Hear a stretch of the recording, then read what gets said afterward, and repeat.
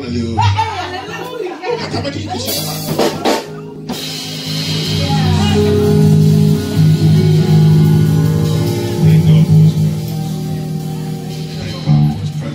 God for the opportunity to be here with each and every one of you.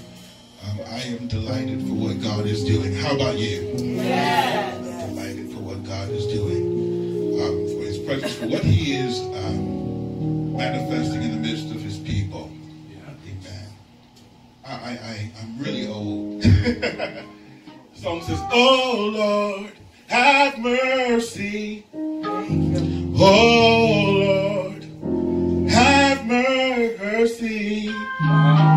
Oh Lord, have mercy. Have mercy on me. Sing it, oh Lord, have mercy. Oh Lord, have mercy. Hallelujah. Mercy. Oh Lord, have mercy. Have mercy on me. Oh, come on, Messiah. Sing it, oh. Lord, have mercy. Oh Lord, have mercy. Sing it, oh Lord, have mercy.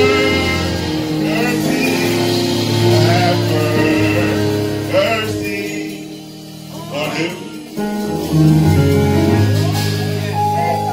Hallelujah. Hallelujah, Jesus. Woo! Hallelujah, Jesus. Hey! Hallelujah, Jesus.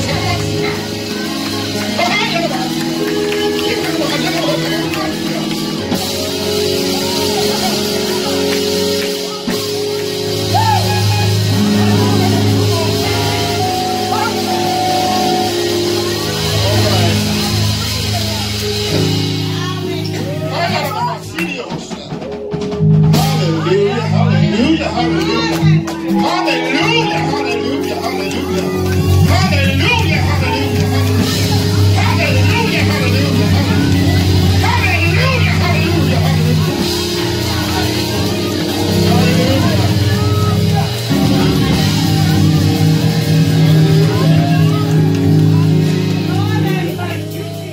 Honor the Lord again for his presence. Honor the Lord. Hallelujah. Honor the Lord again for his presence. We honor the Lord for what he's doing in the midst of his people. We thank the Lord for this fellowship service that God has ordained. And with the apostles' permission, we're going to have an open altar. Is that all right? So the altar is open all throughout the course. Hallelujah.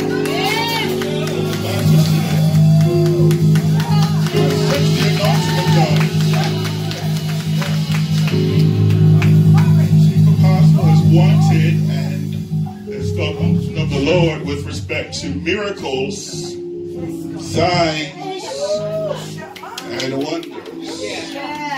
Miracles, signs, and wonders. Source, signature, and sentiment. It's interesting because the same event viewed from different lenses. The miracle is the power, but it is not merely authority. It is dunamis power. It is miraculous ability. When we engage forces of darkness, we do so from the standpoint of exousia, of authority. But when we tap into the miraculous, it's from the standpoint of power. You better teach. So I got power to do this. Miracles. Yes. And then signs have to do with the divine signature. Yes. It is a measure of identification. Sort of like when you use your credit card, you are authorized with power. But when they want to validate who you are, they look for your signature. That's good. That's good. And so there are signs that connect us to the source, who is the Lord, and we know that it's him. And so the sign is that I know that nobody could have done it but God. Jesus. And And every once in a while, God permits you to experience something in your life where you know that nobody but God could have done it. My God. No one else's name can go on the signature line but his. It has his handwriting all over it. Tell your neighbor, hallelujah, it's got his handwriting all over it. It's got his handwriting all over it. It's got his handwriting All over it. Yes, God. signs. And then our sentiment or our response to it is wonder and awe. Well, And I know that one of the challenges for the angelic host is that they often peer looking at us. And they can't understand how God can do all of this. Yes. Create all of this for you. And then he even signs it so that you know that it's him. Yeah. And no part of you expresses wonder at all. That's good. That's good. Miracle. Yeah. God will do the miracle. Yeah. God will do the signing. Yes. It's up to you to do that. Jesus. You have praised him. But today can you express your awe concerning him? Tell God how amazing he is to you. Tell God how impressed you are with him. Tell God how wondrous he is. Come on, for a couple of moments, just go, wow. Yes, God. Yes, God. Yes, Wow. yes, Jesus. Wow. Yes, God. Oh, wow. Wow. I know that's weird. You'll get used to my weirdness. Most people don't praise God with a wow. Say it one more time. Wow.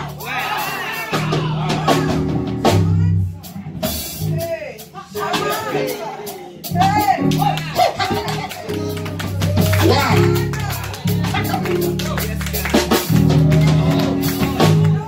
The altar remains open because his presence, hallelujah, I feel coming strong now.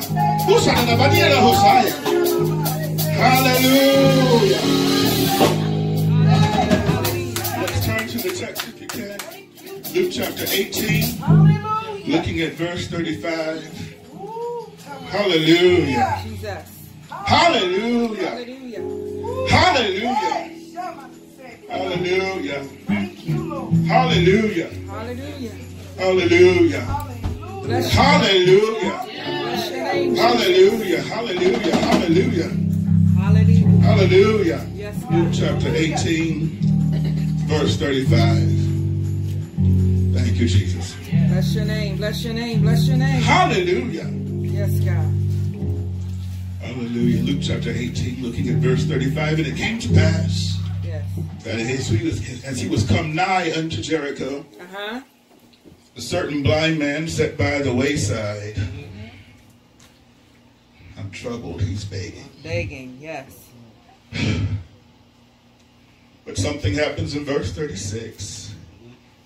He hears something. The multitude is passing by.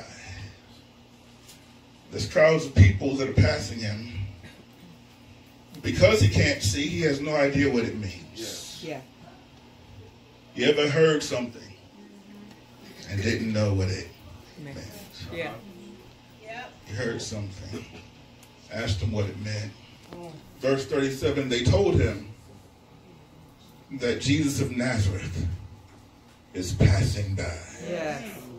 Can you tell your neighbor, Jesus of Nazareth, Jesus of Nazareth. what's he doing? He's passing by. Yeah, that's it. Hallelujah. Jesus. And he, this being the blind man who was begging, now cries, saying, Jesus, Jesus. thou son of David, yeah, have mercy on me. Yes. Response in verse 39 is not positive.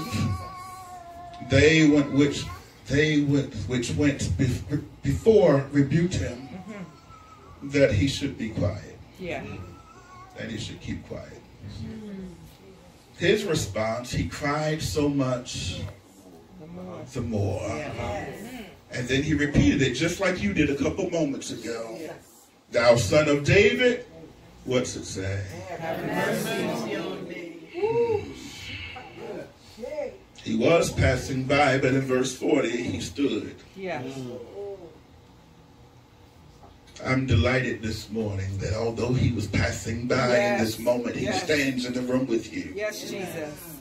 He stands here, and he commanded him to report unto him, because you only come before his presence by invitation. Yeah. That's good. And we only come because he invites us. Yes. Can I share with you this morning that God is inviting you? Yeah. Hallelujah. He is inviting you. In case you have not noticed, I have no interest in academic exercise. Yeah. Our purpose is spiritual assignment and spiritual movement. And tonight, this afternoon, God is moving. Hallelujah. And he stood and commanded him to report unto him. And when he was come near, he asked him, saying, What wilt thou that I should do unto you? What would you that I should do unto you? And he said, Lord, haven't been able to see. Yeah. In this moment, if I could just receive, many of us won't admit it, but for a long time the church has been blind. Jesus. Vision left a long time ago. Jesus. We go through the motions and the habits and Jesus. patterns that we've learned. Yeah. Our walking stick is in front of us, and it predicts for us what's about to happen, what's about to take place. And if anything comes outside of pattern, Jesus. we fall into the ditch. But if somebody just be say, God, have mercy on me and give me my vision. Yes, God. Oh, yes. I sense him. How about you? I sense him. Jesus said unto him, just a couple of words. Yeah. Receive thy sight. No, receive your sight. Not just receive sight. Yeah. Yeah. Receive your vision. Yes. Yeah. That's good. That's good. Receive. Because the way I see it may not be the way that you see it, and that's okay. All right. But in this moment, God is anointing me to receive. Yeah.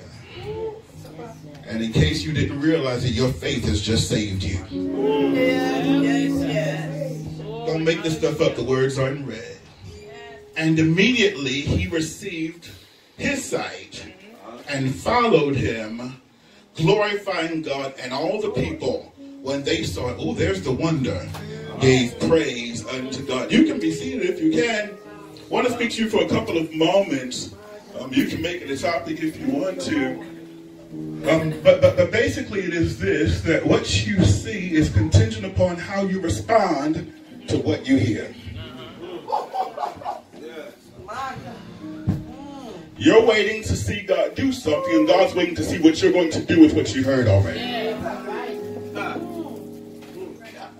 And so here we are in the text. It's interesting because Luke will tell it from this perspective. Mark and Matthew have their own version of the story. It's in Matthew chapter 20. It's in Mark chapter 10. In Matthew's version of the story, however, it's not just one man. There's two blind beggars. Matthew does not take the time to provide us a whole lot of detail.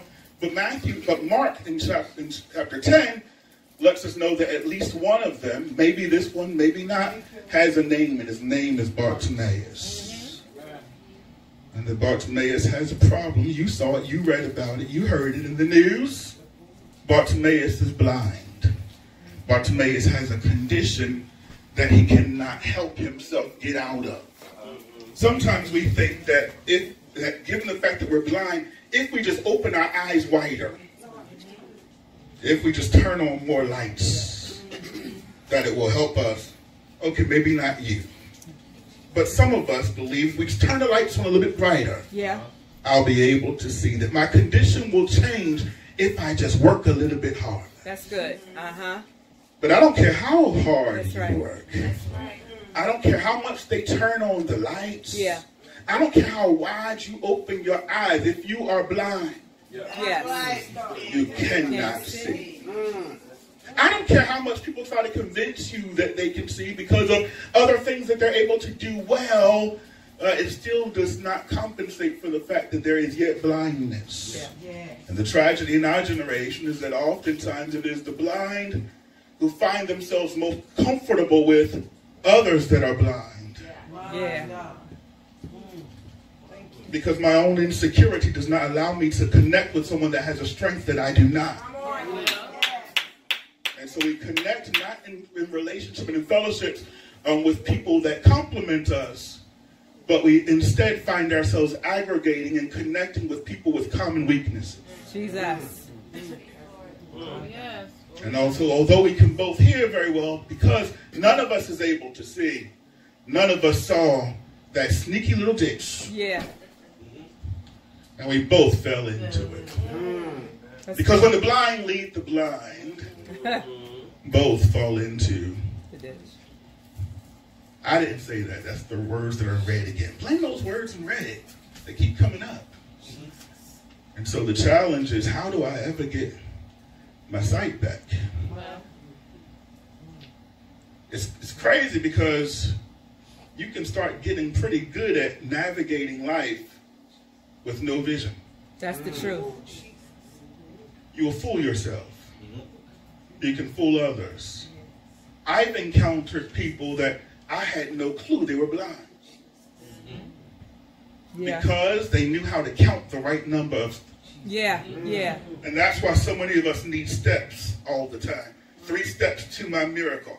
4 steps to my breakthrough. Jesus. Because you're still counting. My God. All right. Because you can't. And nobody knows that you can't see because you've memorized so many steps. Yes.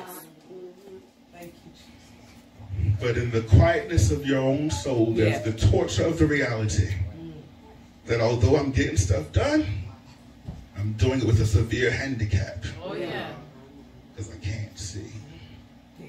So the real reason why I don't want to do anything new or go anywhere new is because I'm dependent upon the patterns of history. And people that are blind are only successful retracing old. Yeah. I promise you that. Retracing old steps. All right. And so I've got to constantly regurgitate and go back to familiar places. Yeah. Because if I ever go somewhere unfamiliar, it becomes very evident that I can't see. Yeah. That's right. I cannot see, and the church is full of leaders that cannot. And so they're not willing to go anywhere new because if I ever go somewhere new, it'll become really evident that I lost my vision a long time. Well, preacher, that's a word. Yes. It's been a long time, church, since we've seen clearly. Jesus. It's been a long time since our eyes have been opened. Help us, Lord. The enemy sneaks up upon us because we don't feel him. We don't see him until he's right up on us because we no longer see him afar. Jesus. And so what we have to do for our young people, we tell them, oh, the devil's around that corner because 10 years ago, that's where the devil was. And so I warn you by locations of where the adversary was. So I say, don't go here. The devil's there because I know I can't see to actually tell you where he really. So anything that makes me uncomfortable all of a sudden becomes the devil. Because I have no discernment. That's good. That's real good. Because I've got to learn how to make up for my handicap. There's a lot of overcompensating going on in the church. And so the struggle is that when somebody actually can see, I feel threatened by the seer. Right. Because now all of a sudden the seer says, oh no, there's nothing there. It's like, oh no, yes it is. Because 10 years ago, when I went there, the devil was there. It's like, no, the devil's not there. There's no devil. He's not there. Because I can't see, I'm trapped in the memories of my past. And I can never break free of cycles. And so every 5 years, the church will go through the same If you sit in church long enough, you will find out that church will go in. Because we feel real comfortable in. Talk, brother. We're real comfortable in cycles. We're real comfortable in repeated things over and over again. Yeah. Because that's the only place where I can survive. Jesus. Take someone discerning to know that there's a different sound in the atmosphere. My God. Oh, My God. Take someone discerning to know that there is something outside of this pattern that I've been stuck in. Yeah. And it takes courage to finally admit to myself that I'm stuck. Yeah. I know that I'm stuck because I'm constantly begging. Yeah. I am not self-sufficient.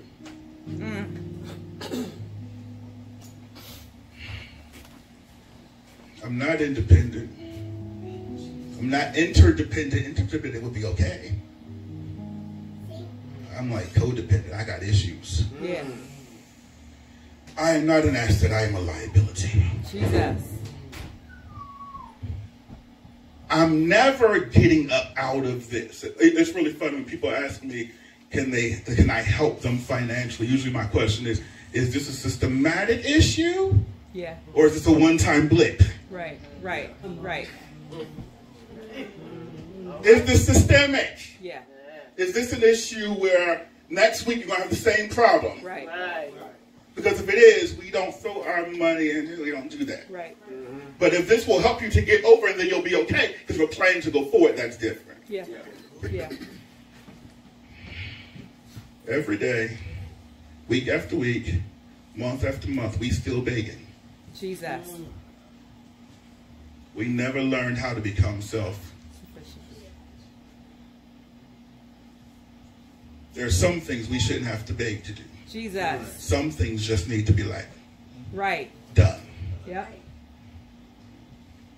But when I can't see, it makes it hard for me to work. Yeah. And because I can't work, I'm not productive. Because I'm not productive, I have no income. I have no vision. And so here I am, stuck. Yeah. And I have a choice. I can stay here stuck and get comfortable with that pattern too. Yeah. If I'm not careful, not only can it get real comfortable for me to beg, but there are some people that are real happy that they're able to give to me. Not in the Christian sense, but it makes me feel good that you don't have anything and that you're dependent on me. Yeah. To make you feel good. You got to watch how you give and why you give. That's right. Are you giving to help somebody, or are you giving to attach them to the need of you? Jesus. Say that again, preacher. Jesus. There are many people that you thought were helping you, but they only helped you enough to make sure that they were able to take credit for sustaining you for a limited period of time, because they never wanted you to get independent in the first place. Yeah. It was not profitable for you to ever see. Because if you ever saw, especially in church, you could no longer be taken advantage of. Yeah. That's right. Yeah. That's right. There's a whole subculture that is profiting off of the beggar man. Yeah. A whole subculture whose life is benefited because he's stuck and because he's begging. Yeah. They're able to walk by him all the time and say, well, at least I'm not him. And if you've ever been in that position where people are walking, you know, you can feel it. You know when people are happy to know that you're okay, but they don't want you to be too okay. I want you to be blessed, but don't be more blessed than me. Right. And we call this Christian love. And so at some point, he's got to get over this predictable pattern of begging and money, begging and money, begging and money, begging and money, to say, you know what, no, there's a better life for me. I was not meant to stay here begging. Yeah. And I don't want to offend anybody, and I understand that we get stuck in teachings, etc. But let's be honest. I was never designed to live my whole life off of manna. Right. Amen. Yep. Manna is good when I'm in transition. Right. But once I enter into promise, Right. God, give me some common sense to plant some seeds. Right. Harvest. And then expect a harvest in the next season. Jesus. And then I don't need manna anymore. I'll make my own bread. Right. Right. Oftentimes we've talked about the wisdom of the man that does not provide fish, but teaches men how to fish. And yet, unfortunately, within the church, we are often content to give people fish. Yeah. And never teach them how to fish. Because if we're honest, we don't know how to fish either. Ourselves. Right. And that's why we're begging. Yeah. Yes. All right. That's why we're begging. While we're begging. I'm sorry I didn't just scream yet. I'm sorry. No, you teaching. And so there he is begging. It's good when you know something's different, though. It's good to be perceptive of the change in the atmosphere. Just like you feel the change in the atmosphere right now. Some of you sense it. Some of you are like, oh man, this sucks. I am stuck. Oh my God. Yeah. Yeah. Don't tell nobody. It's all right. But, oh my gosh. Oh gosh, I do get those same repeated cycles.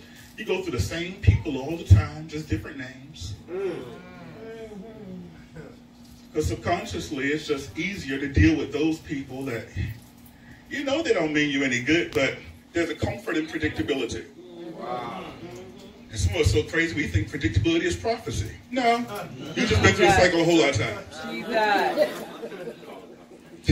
Yeah. I'm grateful for having true prophetic leaders. I really am. There was a woman, her name was Pastor Edna Hawkins, and I sat under her ministry. That right there on Thompson Street was pretty much the only young person in the church. I was. He and Brandon. He came later, though. And so I remember she shared something with me, and I said, Elder Hawkins, did God show you that? She said, son, I just lived long enough. Yeah. Truly prophetic, but also transparent enough to say, no, I just recognize patterns. Yeah. And if we're not careful, we will take people that recognize patterns and elevate them to prophetic. Yes. Yes. But just because you recognize patterns, that does not make you prophetic. Right. Right. Because one of the ways that you're able to tell a transition from prophetic to those that just recognize patterns is that those that recognize patterns will keep you in the same cycles over and over again. 10 years ago, you said this exact same thing, and it's still... Right. And I'm sitting here following these same patterns, following these same patterns over and over and over and over. We're stuck in cycles. Prophetic Moses will say, you know what? We've gone around this mountain. Yes. Prophecy comes to say, we've gone around this mountain long enough. Now it's time to move forward. Yeah. And we don't like prophecy because there's something comfortable about them. Yeah. You should be dizzy by now. But you're not. And the reason why you're not, because you don't want to fight. Yeah. Because you know that the next assignment after wilderness is confronting some stuff that you don't want to confront. That's good. That's good.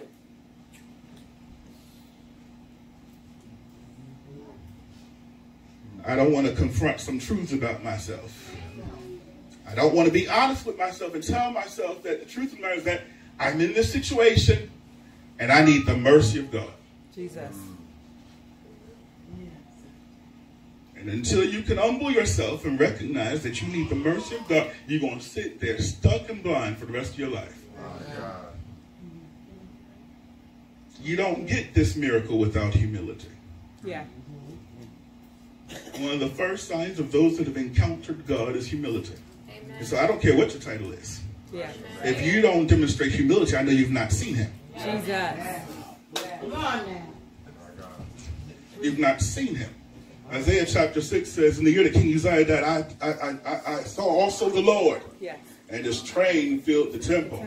And I said, look how special I am to be here. No, no, no. I said, woe is me. Right. I'm a man of unclean lips. Unclean people. Everything about me is messed up. Yes. If you have ever seen God and you've not encountered humility, it is not God that you saw. It was a reflection made in your own image that you have deified. You have constructed God in your own image. Yes. That makes sense to anybody. So I've got to admit that I'm blind. I've got to admit that I need mercy.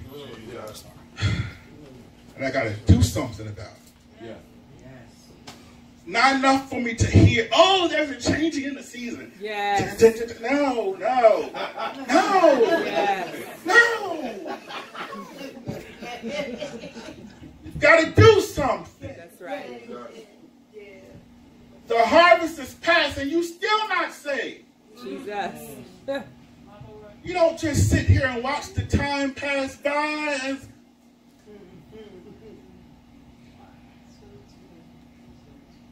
everything around you is telling you to be quiet, but something in you says, I've got to speak.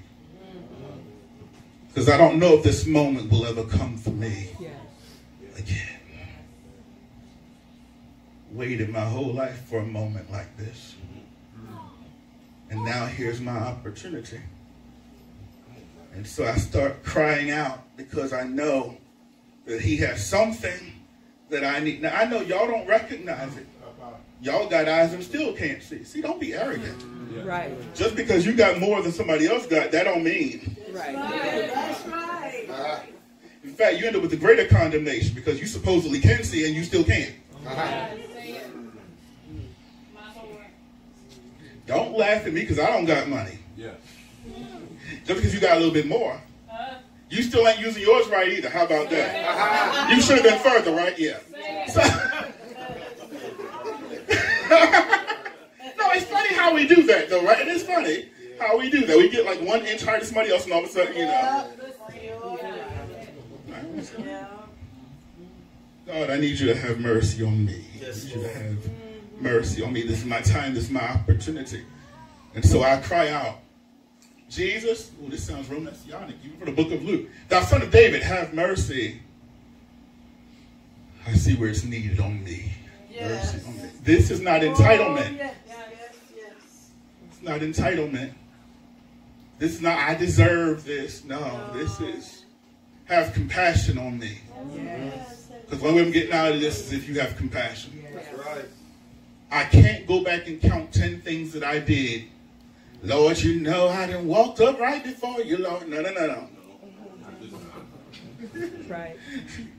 No. Even if I did, my righteousness would be as filthy rags, says your text. God's never impressed with your behavior anyway. Right. And as New Testament believers, it's an insult for you to bring your behavior and you want to compare it with Christ's behavior. Really? Do you want to do that? No, I don't think so. Colossians says you're complete in him. And so therefore, we don't bring that up anymore. Right? Yeah. Handwriting of ordinance that was against us has been nailed to his cross. And so therefore, I do not seek to establish my own righteousness according to the book of Galatians.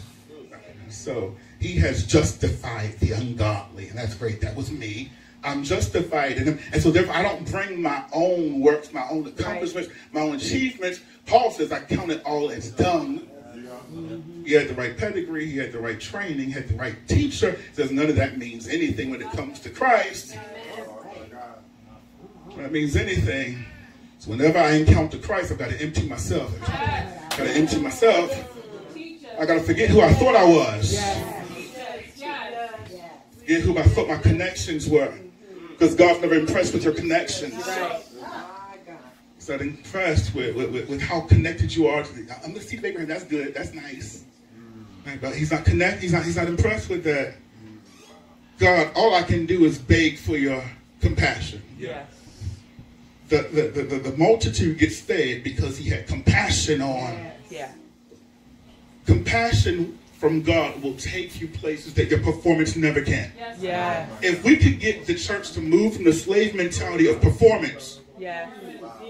and shift you into grace, Jesus. it's imperative that we do this. that we break this cycle of control. Yeah. Yeah. Amen. Because as long as we remain performance-based, our relationships, not only with God, but our relationships with each other will suffer. Because I will value you based on your performance and not based on the qualitative value of who you are. Yeah. You are valuable not because of what you have done or what you can do. You're valuable because you're created in the image of God. Yeah. Does that make sense to anybody? Yes. And whenever we shift from that to, well, if you do this 10 times, then God will bless you. If you do this 5 times, then I will like you. You've screwed up kingdom principles. Yeah. That makes sense. Yeah. Human life has intrinsic worth because the imprint of God is upon humanity. Right? And so you do all recognize that when God places Adam inside the garden is a type of temple. Adam is a priest in the temple. Yeah.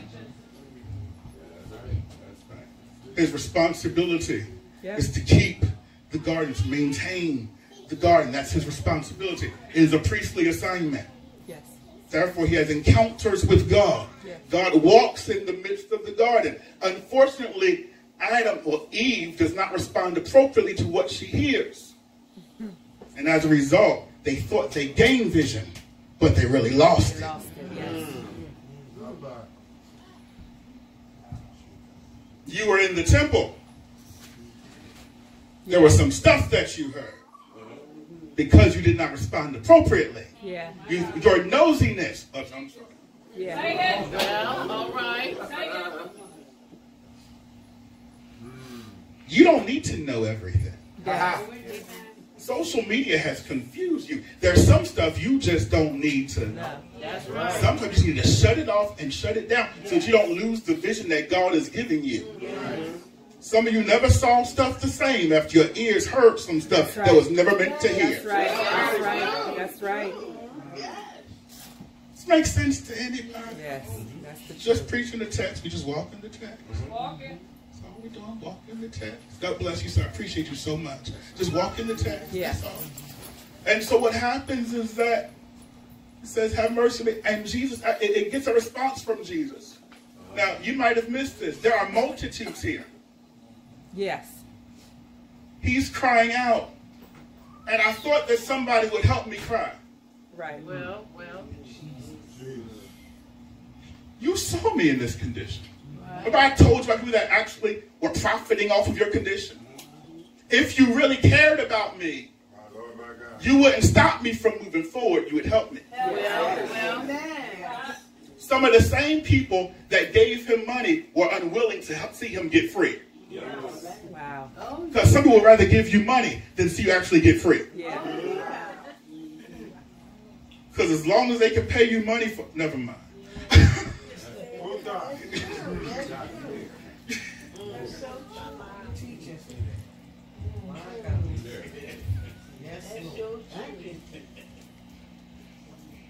And so I found out who my friends were when he came in the room, and you wouldn't help me call him. Yeah.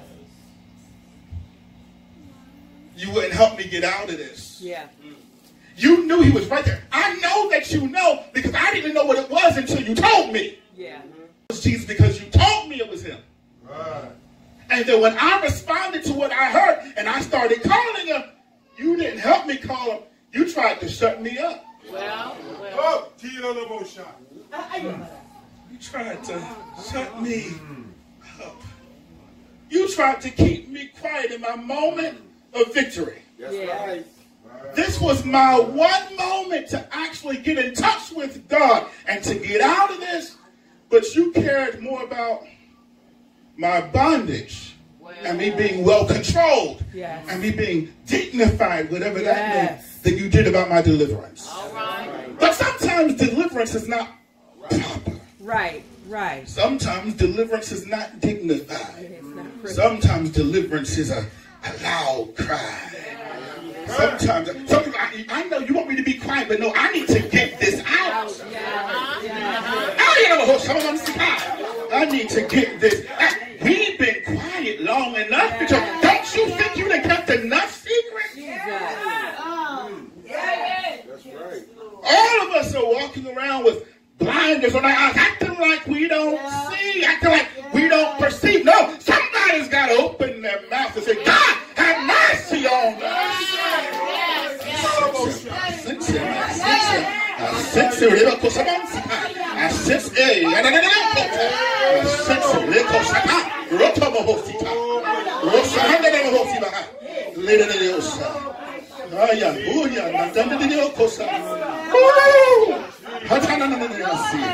That's deliverance for somebody right there. I've got to get this out. I've kept my mouth quiet long enough. I'm tired of pleasing you, going home miserable, trying to make you happy. Because my noise makes you uncomfortable. Because my truth makes you uncomfortable. The devil is a liar. I'm blind and I want to see. Don't be mad because my admission of blindness reveals your blindness too. And you trying to keep your stuff under the cover. No! Hallelujah! Don't quiet me down. Let me speak. Jesus, Son of David, have mercy on me. Mercy. God have mercy. God have mercy. God have mercy. Have mercy on. Oh, yeah. Yes, God. Hallelujah. Do you feel him? Do you feel him? Do you feel him? Do you feel him? Do you hear him? Do you hear him? Do you hear him? What are you going to do with what you're hearing? What are you going to do with what you're hearing? What are you going to do? No, you in the audience. What are you going to do with what you're hearing?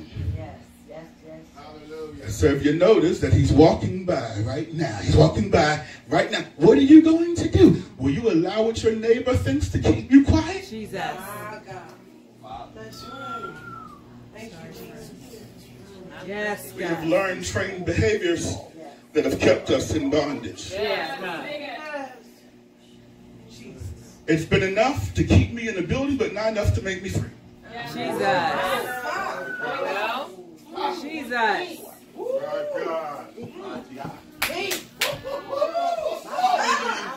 Jesus. Jesus. Makes sense. Anybody?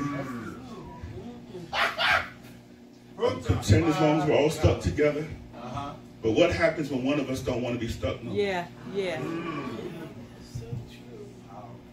That's when I don't want to be stuck. No? What happens when I'm tired of this? And I'm tired of just going along to get along. Yeah. Let's be honest. You don't see nothing. I don't see nothing. Let's stop lying and acting like we did. Right. Glory. Let's just tell the truth. Yes. I don't see nothing. You don't see nothing. God help me. Until I can see where there's no vision. People are dying. Not because they committed the sin that you didn't like, that you did the other day just to get recorded. But people are dying because ain't nobody seeing nothing. You don't got vision for yourself. You can't see them beyond what you saw yesterday. That's right. Your vision's been messed up. Here's the issue. Remember in the garden, we'll go back to the garden, to the first temple. Here's the issue. I heard a voice, and the voice allowed me to see. Wasn't a good voice. And as soon as I began to see, the first thing I could see was nakedness. Yeah.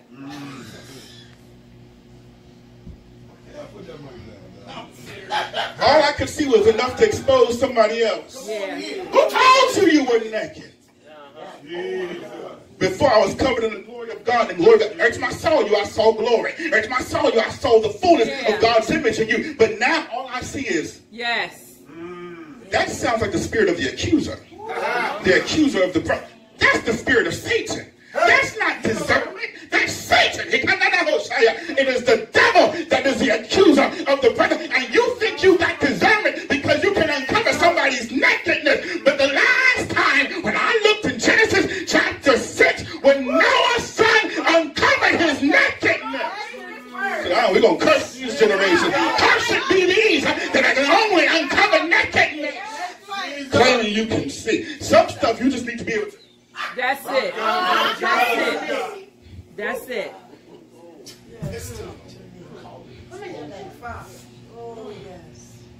Makes sense to anybody? Jesus. Makes sense to anybody? And so we think we can see because we see through demonic lenses. You don't see because you can see the obvious weakness of others. You can see when you can see strength. That's right. That's right. That's right. Vision is not merely that which appears before my eyes. Vision is not sight. Right. Vision is not merely sight. Because we walk by faith, not by mere sight. And so I can see beyond what I see. And that's called vision. When I'm able to combine divine intelligence. Yeah. Hallelujah. Then I'm able to actually operate. But here's the issue. Many of us have gotten so accustomed to seeing that all we do is see and we don't have no vision. No vision. When's the last time you saw yourself in the future? Yeah. My God, that's it. Hey, glory. Vision is about scope. Yes. It's about field of vision. Your narrow vision is called sight. Yeah. Bartimaeus is surrounded by people that have sight, but have no. Jesus. What do you want me to do for you, Lord, that I might receive my vision? God help me to see. Again, I used to have such great dreams for myself. Started listening to stupid people. And then all I could see was my own nakedness. Yeah. You laugh, I'm telling the truth. Yeah. No, you are. You are. One day I'm going to start this business. That's so great. And I started listening to that voice, that little serpentine voice that told me everything about myself that was negative. Yeah. And all of a sudden I saw more and more what he said. Yeah. And I lost my vision in the process. Yeah. What happened to your vision? What did you trade your vision for? What conversation cost you your future? What if I told you you're only one conversation away from your destiny? Jesus. Would you praise God for a couple moments if you believe that you're only one conversation away from your destiny?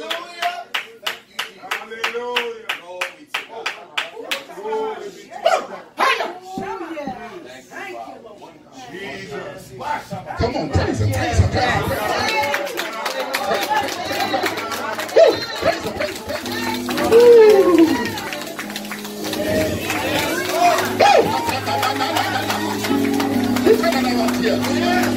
him, praise him, praise him. Woo!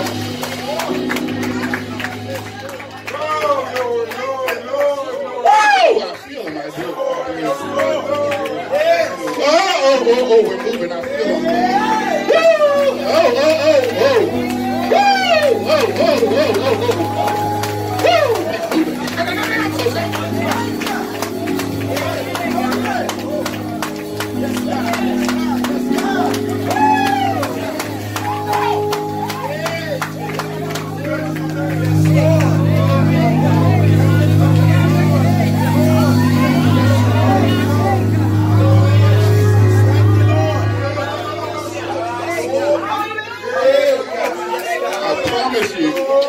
I've got no power in this. All I do is introduce you to the conversation. Don't let nobody shut you up. He's in the room. Start your conversation.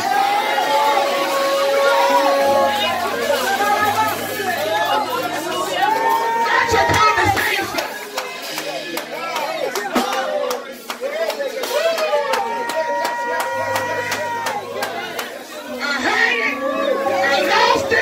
I want it back. God help me. Have mercy on me. Have mercy on me. Have mercy on me. Have mercy on me. Woo. Mercy on me.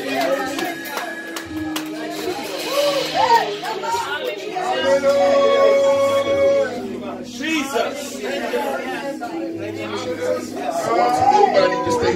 moments for a couple more of you. Come on, don't miss this moment. Come on, don't miss this moment. Visitation is here for you. Don't miss this moment.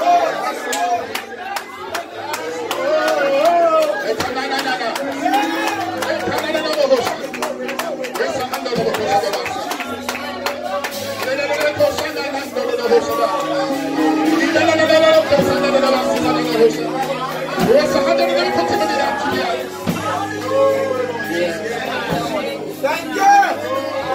Jesus. The more we cry him down, the more we cry out. Some stuff we just got to cry out. For a couple of moments, can you just forget who's around you and just cry out to God? And neighbors, is it all right if you get through that moment just to cry out to God? I'm not going to look at you. I'm not going to put something on against me. God, have mercy on me. God, have mercy on me. God, have mercy on me. God, have mercy on me. God.